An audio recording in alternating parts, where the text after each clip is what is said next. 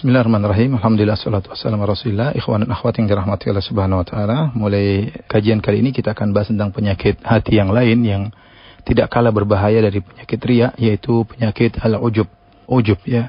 Ujub dan riya sama-sama lawan daripada keikhlasan. Kalau orang riya atau orang ujub berarti dia tidak ikhlas. Kemudian ujub dan riya sama-sama menggugurkan pahala, dan ujub dan riya sama-sama merupakan syirik kecil. Dan ujub dan riya sama-sama menyebabkan masuk neraka jahanam. Ya. Oleh karenanya sebagaimana kita berusaha lari daripada riya, ya, kita juga harus lari daripada ujub, ya. Karena sebagian orang bisa selamat daripada riya, tapi dia terjatuh pada ujub. Dia bangga merasa memiliki sesuatu yang tidak dimiliki oleh orang lain misalnya, dan yang lain halnya. Sebagian orang selamat daripada ujub, tapi dia terjerumus dalam riya. Sejogjanya kita berusaha terhindar daripada kedua-duanya. Tapi kita akan jelaskan mana ujub. Secara bahasa, apa yang dimaksud dengan ujub? Ujub kalau kita kembali kepada kamus-kamus bahasa Arab, dia hampir-hampir maknanya mirip dengan al-kibar, dengan kesombongan. Ini secara bahasa, yaitu yang menunjukkan tarofu, menunjukkan suatu ketinggian, ya, itu merasa tinggi dalam dirinya, ya. Adapun secara istilah maka dikatakan oleh Al-Jurjani, al-ujbu huwa ibaratun an tasawwur istiqaqi syakhsi rutbatan la yakunu mustahiqan laha. Yaitu ujub adalah seorang, dia merasa berhak untuk mendapatkan suatu kedudukan, padahal dia tidak berhak mendapatkan kedudukan tersebut.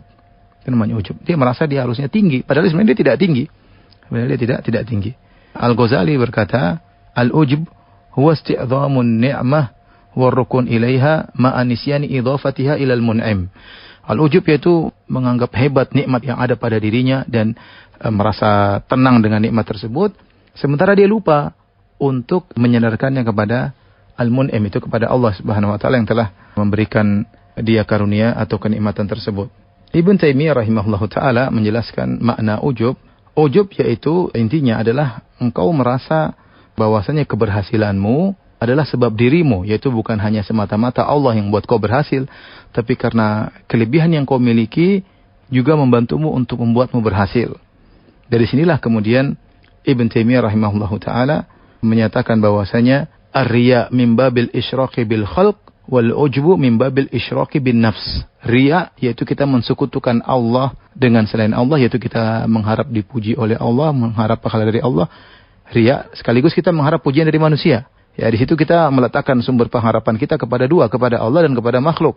Makanya kita menampakkan amalan soleh kita agar dipuji oleh orang. Di sinilah kita melakukan syirik, mensekutukan Allah dengan manusia, entah dengan pejabat, entah dengan siapa yang kita harapkan ujiannya, kita berharap pengakuannya.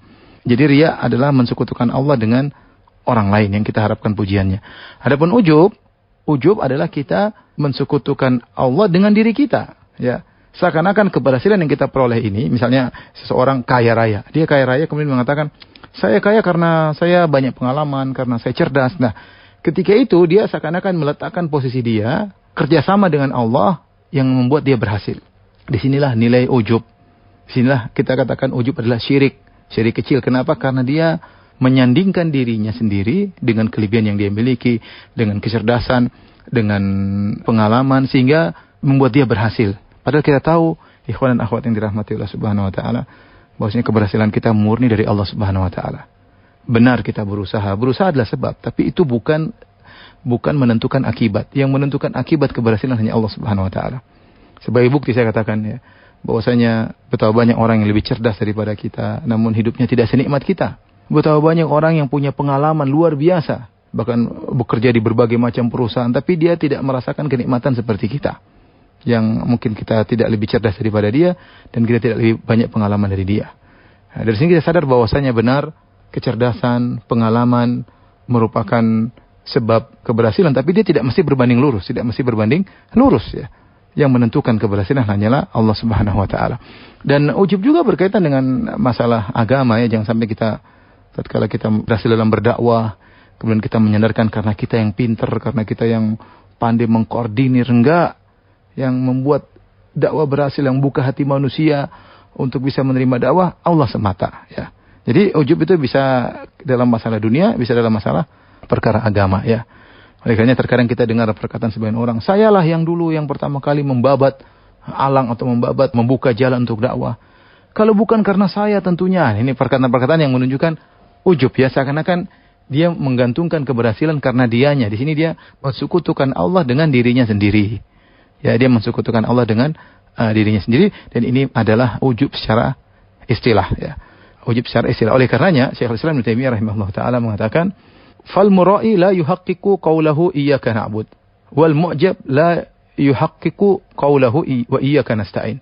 Kata Ibnu Taimiyah rahimahullah taala bahwasanya orang yang riya, dia tidak mewujudkan firman Allah iyyaka na'bud, hanya kepada Engkaulah kami beribadah ya, tidak butuh pujian dari yang lain. Adapun orang yang ujub, dia tidak mewujudkan wa iyyaka nasta'in. Wa iyyaka nasta'in artinya apa? Hanya kepada Engkaulah kami mohon pertolongan.